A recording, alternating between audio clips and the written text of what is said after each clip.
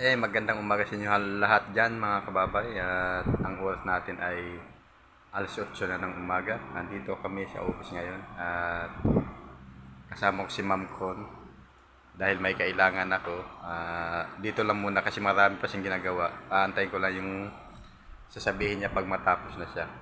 Yan na mga kababay, sana wag niyo kalimutan i-follow to si Ma'am Con sa FB page niya at saka sa Reels at saka sa TikTok. Yan.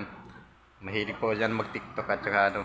Kaso lang hindi ko masabi sa inyo ngayon na yung pangalan ng FB page niya at saka sa Reels dahil sa